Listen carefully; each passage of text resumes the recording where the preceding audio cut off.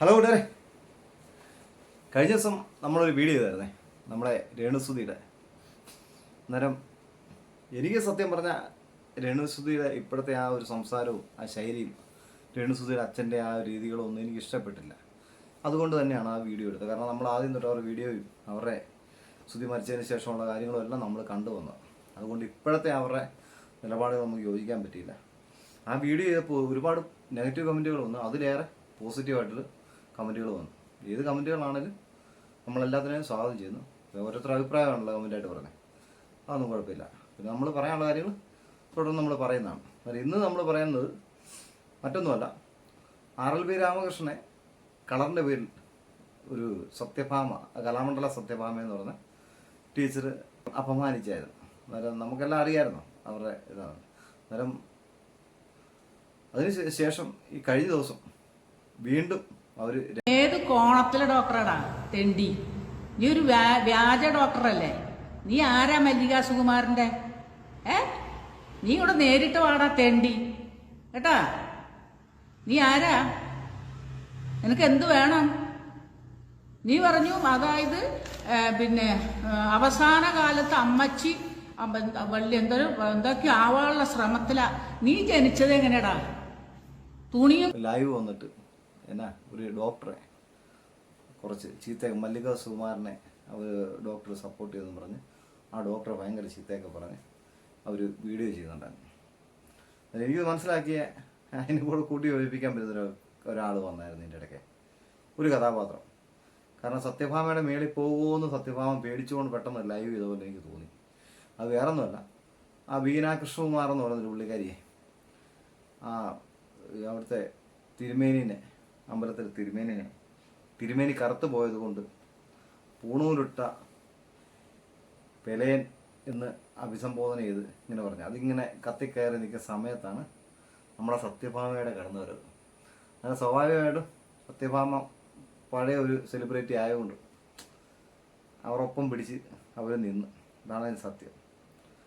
അതായത് ഞാനിങ്ങനെ അന്വേഷിക്കുകയായിരുന്നു, ഈ സത്യഭാമ അതിനു മുമ്പ് ഇങ്ങനെ പറഞ്ഞെങ്കിലും അവരുടെ സംസാര ശൈലിക്കൊക്കെ വലിയ പ്രശ്നങ്ങളൊന്നും ഇല്ലായിരുന്നു.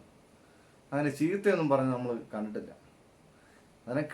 അതിനോട് കൂടിയാണ് വേറൊരു വീഡിയോയും കൂടെ കാണാനിടയായത്. നമ്മുടെ നാഗസേന്തി ചേച്ചിയില്ലേ, ആ ചേച്ചിയുടെ അടുത്ത് സത്യഭാമ പോയി എന്തൊക്കെയോ പഠിച്ചിട്ട് വന്നെന്ന് എനിക്ക് തോന്നുന്നു. അതുകൊണ്ടാണ് ഇപ്പം സ്ലാങ്ങിനൊക്കെ നല്ലൊരു മാറ്റം. പക്ഷേ നാഗച്ചേച്ചി നമ്മൾ ചീത്ത പറഞ്ഞാലും എനിക്ക് തോന്നുന്നത് അവരോട് ആർക്കും വെറുപ്പുണ്ടെന്ന് തോന്നുന്നില്ല. കാരണം അവരോട് അങ്ങോട്ട് എന്തെങ്കിലും പറയുന്നവരെ മാത്രമുള്ളൂ അവർ പോയി ചീത്ത പറയുന്നുള്ളൂ. ഇതൊന്നും അല്ലെന്നേ, ഇവരൊക്കെ അങ്ങോട്ട് ചുമ്മാ ഇരിക്കുന്നവരെ പോയി അവരെ കളിയാക്കുകയും അവരുടെ നിറത്തിൻ്റെ പേരിൽ ജാതിയുടെ പേരിലും ഒക്കെ കളിയാക്കുന്ന ഇവരെയൊക്കെ സത്യം പറഞ്ഞ ആളുകൾ പറഞ്ഞില്ലെങ്കിലുള്ളൂ. അന്നേരം ഏതായാലും സത്യഭാമ ചേച്ചിക്കും ബീന കൃഷ്ണകുമാറും രണ്ടുപേരും ഒരേപോലെ ഒരു നുഖത്തിൽ വെച്ച് കെട്ടാവുന്ന രണ്ട് ആളുകളായി മാറിക്കഴിഞ്ഞു.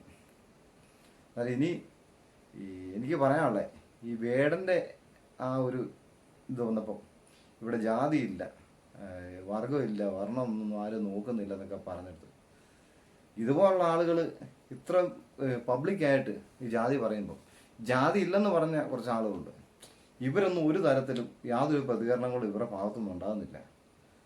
എന്നാൽ അതിനൊക്കെ ഒന്ന് പ്രതികരിക്കണ്ടേ? ഈ ജാതി പറയുമ്പോഴും അങ്ങനെ ഇല്ലെന്ന് പറഞ്ഞവർ അതിനെതിരെ പ്രതികരിച്ച് കണ്ടില്ല. അതുകൊണ്ട് നമ്മളന്നും പറഞ്ഞില്ല, ഇതിനെതിരെ ഒന്നും പറഞ്ഞില്ല. കാരണം ഇത് ആരും പ്രതികരിക്കാൻ വന്നപ്പം ഒന്ന് നമ്മളെന്തെങ്കിലും ഒന്ന് പറയണമല്ലോ, അതുകൊണ്ടങ്ങ് പറയുന്നതാണ്. അതായത് നിങ്ങളുടെ കമൻസ് നെഗറ്റീവ് ആണെങ്കിലും പോസിറ്റീവ് ആണെങ്കിലും എന്താണേലും കുഴപ്പമില്ല. ആൾക്കാർക്ക് ഇഷ്ടമുള്ളത് പറഞ്ഞോ, ഒരു കുഴപ്പമില്ല. കാരണം എൻ്റെ അഭിപ്രായം പറഞ്ഞിട്ടാണല്ലോ ഞാനിത് കേൾക്കുന്നത്. പലരും ഈ കമൻറ്റുകളെ പേടിച്ച് ഇതുപോലുള്ള കാര്യങ്ങൾ സംസാരിക്കാത്ത ആളുകളുണ്ട്. മറ്റുള്ളവർ എന്ത് ചിന്തിക്കുമെന്നോ എന്ത് പറയുമെന്നോ ഒന്നും ചിന്തിക്കേണ്ട കാര്യം നമുക്കില്ല. നമ്മളാരെയും ശരിക്കും പറഞ്ഞാൽ അധിക്ഷേപിക്കുന്നില്ല. അവർ പറഞ്ഞ കാര്യങ്ങൾക്ക് മാത്രമാണ് നമ്മൾ അങ്ങോട്ട് മറുപടി പറയുന്നത്. അതുകൊണ്ട് തന്നെ നമ്മളാരെയും ഒന്നും കളിയാക്കാനും വരുന്നില്ല, ഒന്നിനും വരുന്നില്ല. ഇനി ഇതുപോലുള്ള കാര്യങ്ങളൊക്കെ ആളുകൾ പറയുവാണെങ്കിൽ എൻ്റെ ചെവിയിലെത്തുവാണെങ്കിൽ അതിന് നമ്മൾ ഓക്കെ ഞങ്ങളുടെ വീഡിയോ ഇഷ്ടമായാൽ സപ്പോർട്ട് ചെയ്യുക. ഓക്കെ.